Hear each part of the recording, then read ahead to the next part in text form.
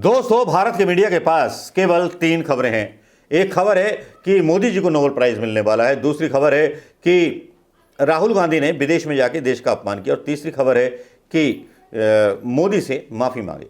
लेकिन यहां पर जिस तरह की और खबर है कि विपक्ष ने जिस तरह से उत्पात मचाया है मल्लिकार्जुन खड़गे के नेतृत्व में, वो गले की हड्डी बन गया है। और राहुल गांधी है कि मानते ही नहीं। मोदी के दोस्त अदानी के बारे में ही तो बोला है उन्होंने, क्या इसलिए उनको माफी मांगने की बात कही जा रही है? अदानी और मोदी के संबंधों को जोड़ने वाला जो उनका संसद का बयान था, वो संसद की कार्रवाई से हटा दिया गया। लेकिन राहुल गांधी पीछे कहां हटने वाले हैं? वो भी उंगली करने में पीछे नहीं हटते। उंगली करना उनका शौक बन गया है। प्रधानमंत्री मोदी जी को उंगली दिखाना शौक बन गया है। अब वो लिखते हैं, India's missile and radar upgrade contract is given to a company owned by Adani and dubious foreign entity called Elara.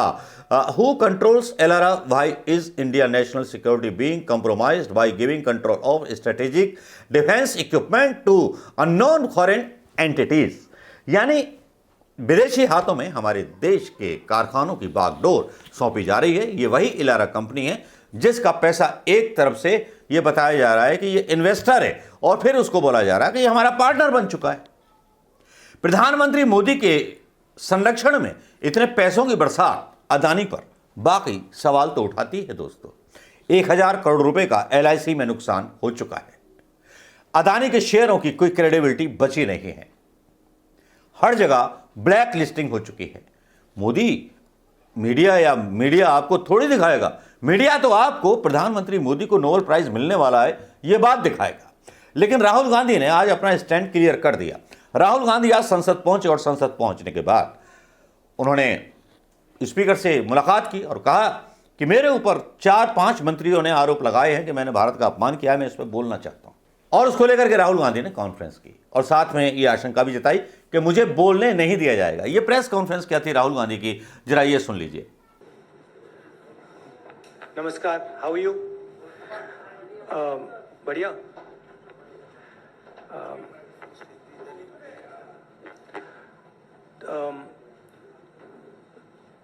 तो आज सुबह मैं पार्लियामेंट गया और मैंने स्पीकर से कहा कि मैं पार्लियामेंट में बोलना चाहता हूं, अपनी बात रखना चाहता हूं। सरकार के शायद 4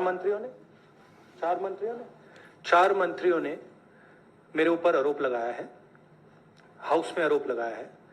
तो मेरा हक है कि मुझे पार्लियामेंट हाउस में अपनी बात रखनी देनी चाहिए।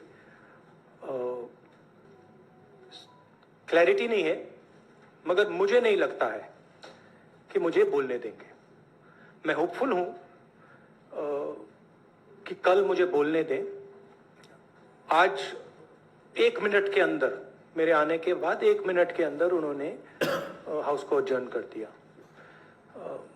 होपफुल हूं कि शायद कल मुझे बोलने दें, क्योंकि मैं अपनी बात रखना चाहता हूं, मगर पक्का नहीं मालूम। आइडिया यह है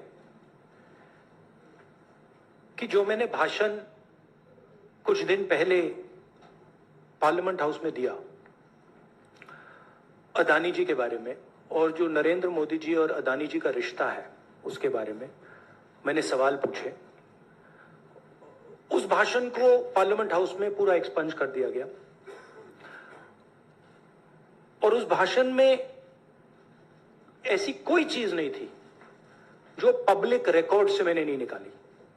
अखबारों से, लोगों की स्टेटमेंट से मैंने पूरा भाषण डेवलप किया था और उसको एक्सपंज कर दिया गया। अब ये पूरा मामला डिस्ट्रैक्ट करने का मामला है।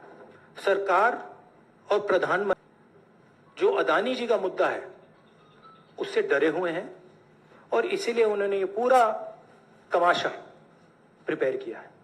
और मुझे लगता है कि वो मुझे पार्लियामेंट हाउस में नहीं बोलने देंगे,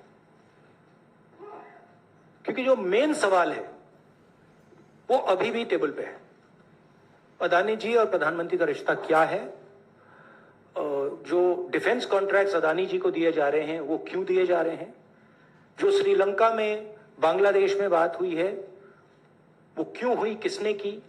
ऑस्ट्रेलिया में जो प्रधानमंत्री जी और स्टेट बैंक के चेयरमैन और अदानी जी के साथ जो मीटिंग हुई वो क्यों हुई, उसमें क्या डिस्कस हुआ?